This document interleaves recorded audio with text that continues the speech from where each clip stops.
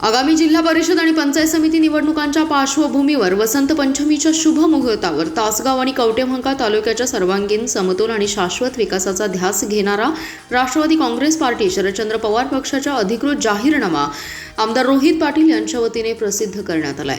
आधी लगीन कोंढाण्याचं अशी मिश्किल टिप्पणी करत आपल्या लग्नावर भाष्य केलं। तासगाव येथे आयोजित पत्रकार परिषदेवेळी ते बोलत होते। या जाहीरनाम्यात केवळ आश्वासने नसून ठोस विकासाचा आराखडा असल्याचे प्रतिपादन आमदार रोहित पाटील यांनी केलंय।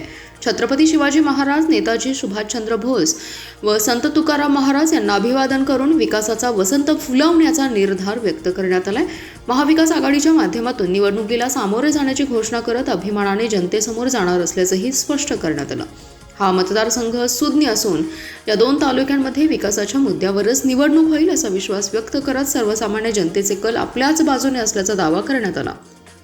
तासगाव शहरातील निवडणुकीत तब्बल 1491 बोगस मतदार होते। या निवडणुकीसाठी मांजर्डे, पेड, हातनोली, हातनूर, सांगली, सांगलीवाडी या ठिकाणाहून मतदार आणून 950 बोगस मतदान करण्यात आले। बंडखोर उमेदवार आणि क्रॉस वोटिंग तसेच धनशक्तीचा वापर झाल्याने त्याचा फटका आम्हाला बसला, त्यामुळेच आमचा पराभव झाला। अत्यंत साध्या घरातील उमेदवार आम्ही उभे केले तरीही आम्ही पराभव प्रामाणिकपणे स्वीकारला असं आमदार रोहित पाटील यांनी सांगितलं। यामध्ये ठेवलाच आहे विश्वास तर पूर्ण ठेवून बघा। खरं तर विधानसभेला अनेक कामांच्या अपेक्षा काम करायचं असेल तर आमदार म्हणजे ग्रामीण भागात एक म्हण आहे की वाढपी आपला असला पाहिजे। आज ज्यावेळेस मतदारसंघामध्ये काम सक्षमपणे करायचं असेल, ज्या विश्वासाने विधानसभेला तुम्ही मला निवडून दिलं आहे, खरं तर अधिक प्रभावीपणाने काम करायचं असेल तर जसं मला निवडून दिलेलं आहे तसं आपल्या विचारांचा जिल्हा परिषदेचा सदस्य पाहिजे, आपल्या विचारांचा पंचायत समितीचा सदस्य पाहिजे आणि आपल्या विचाराचा सरपंचसुद्धा पाहिजे।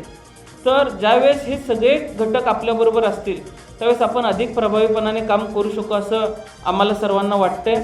आणि त्यामुळेच तुम्ही विधानसभेला विश्वास ठेवला असेल तर अधिक प्रभावीपणाने काम करायचं असेल तर तुम्ही माझ्याबरोबरचे सहकारीसुद्धा सक्षम निवडून द्यावेत। यासाठी ठेवलाच आहे विश्वास तर पूर्ण ठेवून बघा।